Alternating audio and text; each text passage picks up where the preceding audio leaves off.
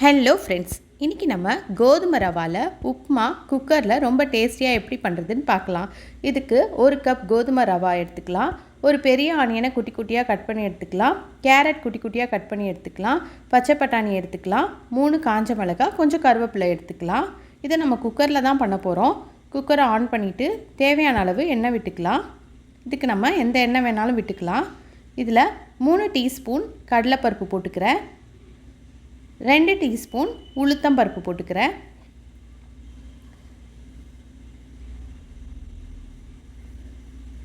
1 teaspoon கடுகு போட்டுக்கிறேன். இப்போ இதெல்லாம் நல்லா பொரிஞ்சு வரட்டும். பொரிஞ்சு வந்ததுக்கப்புறம் நம்ம குட்டி குட்டியாக கட் பண்ணி வச்சிட்ருக்க வெங்காயத்தை சேர்த்துடலாம்.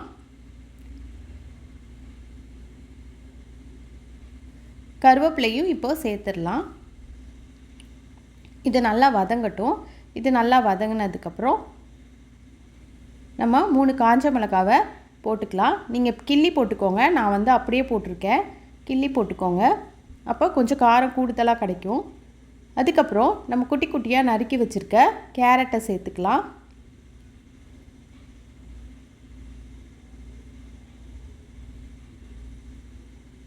இப்போது நம்ம பச்சை பட்டாணி உரித்து எடுத்து வச்சிட்ருக்கோம். அதை எடுத்து சேர்த்துக்கலாம். இது எல்லாத்தையும் நம்ம நல்லா வதக்கிக்கலாம்.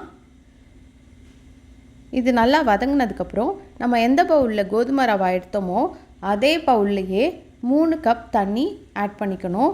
1க்கு 3ன்னு ஆட் பண்ணிக்கணும். இப்போ 3 கப் நம்ம ஆட் பண்ணிக்கலாம். இப்போ தேவையான அளவு உப்பு போட்டுக்கலாம். உப்பு போட்டுட்டு தண்ணி நல்லா கொதித்து வந்ததுக்கப்புறம் இந்த கோதுமை ரவாவை அதில் சேர்த்து நல்லா மிக்ஸ் பண்ணிக்கலாம். இப்போ நல்லா மிக்ஸ் பண்ணினதுக்கப்புறம் நம்ம மூடி போட்டு மூடி 6லேருந்து 7 விசில், 6 இல்லாட்டி 7 விசில் விடலாம். நல்லா சூப்பராக குழஞ்சிருக்கும். நல்லா சாப்பிட்றதுக்கு சூப்பராக இருக்கும். அதனால் 6 இல்லாட்டி 7 விசிலை நம்ம தாராளமாக விடலாம். அடியும் பிடிக்காது, சூப்பராக வரும். இப்போ 7 விசில் அடிச்சிருச்சு. நம்ம ஆஃப் பண்ணிவிட்டு பார்க்கலாம். ஸ்டீம் இறங்கினதுக்கப்புறம் நம்ம குக்கரை ஓப்பன் பண்ணணும். இப்போ பாருங்கள், சூப்பராக அழகாக வந்துடுச்சு.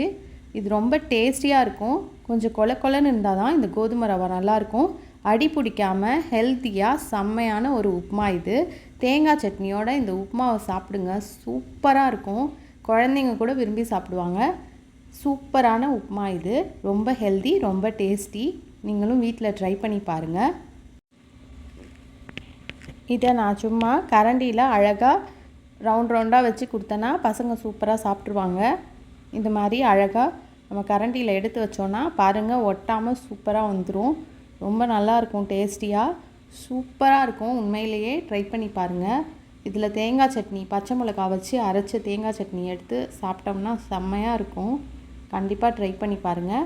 உங்களுக்கு பிடிச்சிருந்தா கமெண்ட் பண்ணுங்கள். தேங்க்ஸ் ஃபார் வாட்சிங்.